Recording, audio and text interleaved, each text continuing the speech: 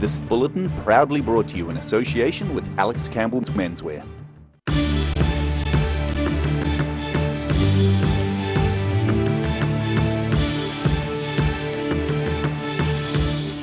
Tonight on The South Today, more than 100 passengers left irritated after delays leaving Dunedin Airport.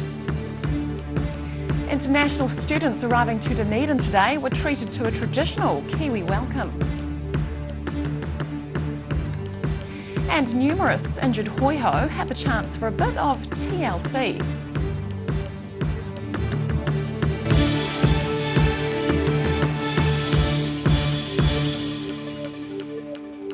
Good evening, I'm Holly Buchanan. Around 140 passengers were stranded at Dunedin Airport at the weekend following mechanical faults on flights. Problems began on Saturday with Air New Zealand and Jetstar cancelling 3 domestic flights. Passengers on one flight were left on the tarmac until midnight Saturday, which irritated many. Missed work today, my daughter's missing school, and the overriding impression is it's these guys just don't give a stuff. And it was hard to make decisions last night because there was no certainty. We decided to hang out and wait to see whether the flight would go. And at the end of the day we didn't make it to our hotel till 2 a.m. Very tired, but positive because we're going home today. Passengers were eventually removed from flights and offered accommodation in the city. A flight from Dunedin to Auckland departed at 1 p.m. today, more than 20 hours after its scheduled departure time. Students from countries across Europe converged on the Otago Polytechnic Hub today as part of an internship scheme. The students were welcomed to Dunedin with the traditional Kiwi welcome, a mihi and a hongi. International interns arrived at Otago Polytechnic today. While at the Polytechnic, they will study marketing and veterinary nursing, while technology students work on smartphone projects.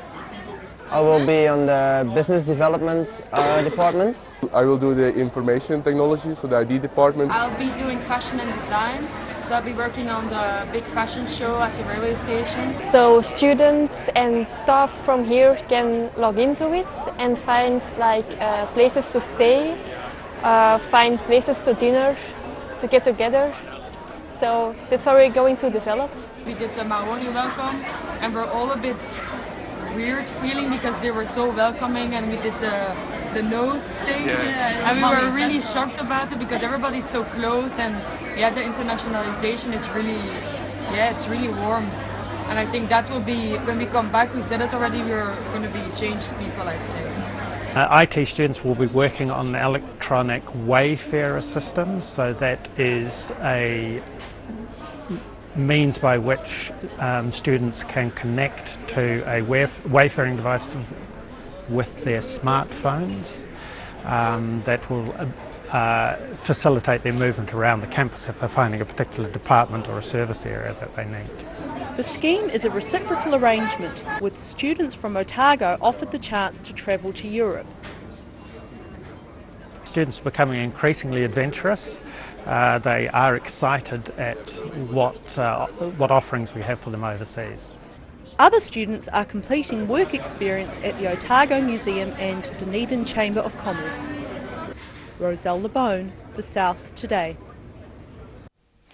After being stuck on rocks for 4 days, the Oamaru fishing vessel Jane Marie has been lifted clear and the salvage and pollution response is over. The Jane Marie ran into trouble on February the 9th while entering Oamaru Harbour with 2 crew on board. A Maritime New Zealand spokesperson says both sailors ended up in the water and were rescued and treated at Oamaru Hospital. Neither of the 2 fuel tanks on board ruptured, which was a relief to the nearby Blue Penguin colony. Penguin research scientist Philippa Agnew says they were ready, but thankfully didn't need to attend to any injured birds. The ORC says fuel recovery buoys distributed throughout Oamaru Harbour had absorbed a large quantity and stopped the diesel coming ashore. Otago Polytechnic's Penguin Hospital continues to be packed with injured hoiho, with new arrivals being operated on each day.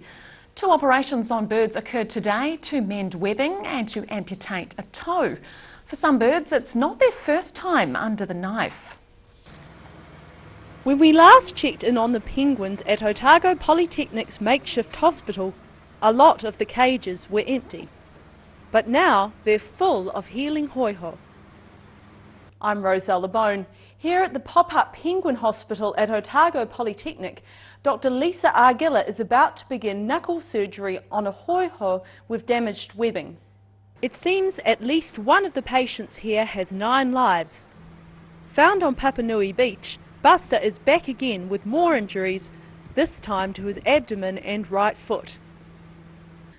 Buster is the bird that has come back from Papanui Beach, who I'd seen before a couple of years ago at Wellington Zoo. Also had a toe amputation, and when I saw how well he was coping and how good it looked, that made me realise that actually the amputation is something that can work with these birds. Dr. Argilla recognised the bird immediately as the one she performed a toe amputation on in Wellington in 2015. More operations were underway today. Dr. Argilla says it's been around-the-clock penguin surgeries for the last 4 weeks. We've got 2 to do the day, so we've got one who's a reasonably new bird from Roaring Bay in the Catlins, and it's got some wounds on its foot. It's actually had its sort of webbing between its toes have been ripped. Dr. Argilla says she hopes the clinic will become a permanent fixture.